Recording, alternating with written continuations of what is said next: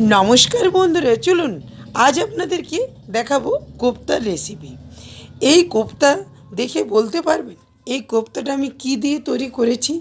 এই কোপ্তা তৈরি করার জন্য আপনাদের যা যা উপকরণ লাগবে তা আপনারা হাতের কাছেই পেয়ে যাবেন। দেখুন, এখানে আমি নারকেল টুকরো করে নিয়েছি। নারকেলের যে কালো রঙের খোসাটা সেটা ছাড়িয়ে নিয়েছি। আপনারা যদি না ছাড়াতে চান তাহলে আপনারা এমনি টুকরো করতে পারেন। আর এখানে নিয়েছি আদা, টমেটো, বাদাম, রসুন, পেঁয়াজ। এরপর আমি কোপ্তাগুলো কীভাবে তৈরি করেছি আপনাদেরকে প্রসেসটা দেখাই। এখানে নারকেলটা যে টুকরো করে রেখেছিলাম সেটা মিক্সিতে পেস্ট করে নেব। এইদিকে কড়াইয়ের মধ্যে সামান্য সাদা তেল গরম করে ফোড়ন দিয়ে দেবো। জিরে, 5 ফোড়ন আর গরম মশলা। এগুলো যখন একটু হয়ে যাবে মিনিট 2 মতো, তারপর যে টুকরো করে আদা, পেঁয়াজ, রসুন রেখেছিলাম সেটা দিয়ে দিচ্ছি। প্রথমে দিয়ে দেবো রসুন, আদা, পেঁয়াজ। এগুলো একটু নাড়াচাড়া করে নেব মোটামুটি 2 থেকে 3 মিনিট। তারপর টমেটোটা দিয়ে দেবো। টমেটোটা দেওয়ার পর এখানে আমি মিনিট 5 নাড়াচাড়া করে বাদামের খোসাটা ছাড়িয়ে যে বাদামটা রেখেছিলাম সেটাও দিয়ে দেবো। তারপর জল দিয়ে এটা 10 মিনিটের মতন ফুটিয়ে নেব। দেখুন, এখানে যে নারকেলের পেস্টটা বানিয়েছিলাম সেই পেস্টটা একটা বাটির মধ্যে নিয়ে নিয়েছি। এখানে আলু দুটো সেদ্ধ করে ম্যাশ করে নিয়েছিলাম, সেই আলুটা দিয়ে দিলাম।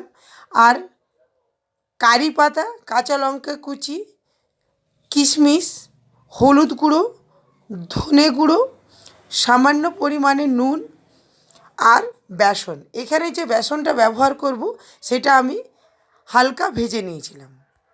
বেসনের কোনো পরিমাপ নেই, যতটা প্রয়োজন ততটাই লাগবে। দেখুন, মাখার সময় আপনারা দেখতেই পারবেন যে কতটা পরিমাণে বেসনের প্রয়োজন।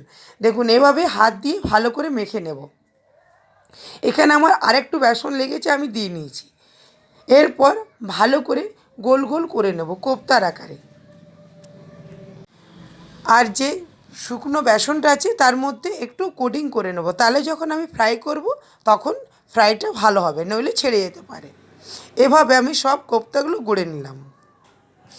এরপর সাদা তেল গরম করে আমি এখানে কোপ্তাগুলো ডিপ ফ্রাই করব। আপনারা চাইলে এটা শ্যালো ফ্রাইও করতে পারেন। আঁচটা সিম করে কোপ্তাগুলো একে একে আমি কড়াইয়ের মধ্যে ছেড়ে দেব।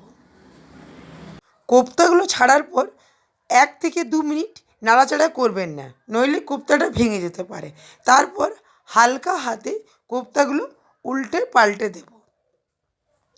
কোপ্তাগুলো যখন লাল করে ভাজা হয়ে যাবে তখন আমি একটা করে কোপ্তা তুলব, নইলে কোপ্তাগুলো ভেঙে যেতে পারে।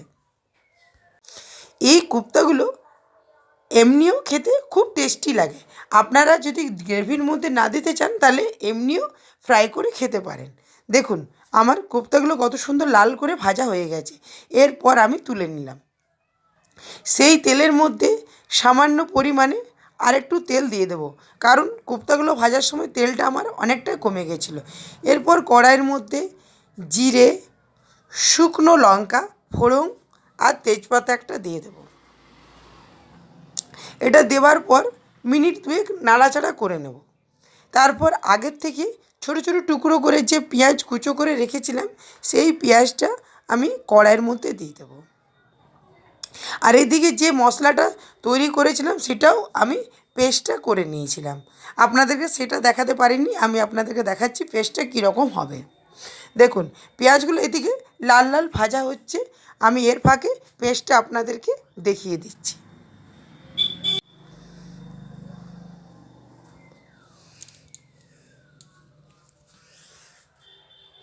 দেখুন, পেস্টটা এই রকম হয়েছে।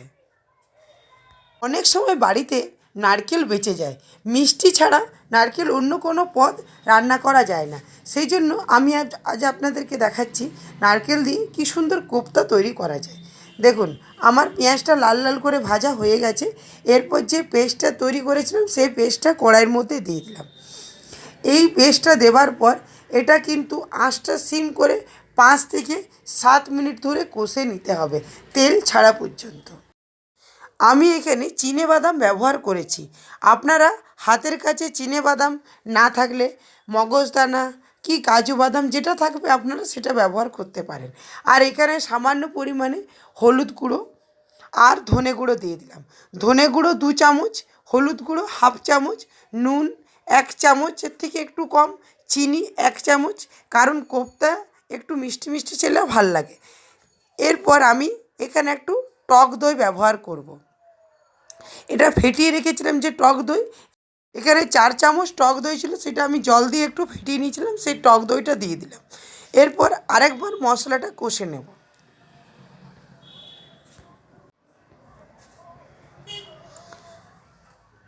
দেখুন আমার মশলাটা কষা হয়ে গেছে, এর মধ্যে সামান্য পরিমাণে জল দিয়ে ফুটিয়ে নেব।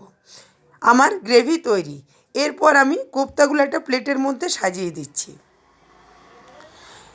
আপনারা চাইলে কোপ্তাগুলো গ্রেভির মধ্যেও দিতে পারেন, আমি উপর থেকে সাজিয়ে পরিবেশন করব।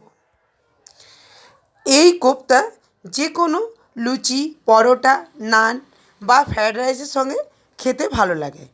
আমার রান্না যদি আমাকে একটা লাইক আর শেয়ার করে দেবেন চ্যানেলটাকে, আর একটা কমেন্টও করে দেবেন।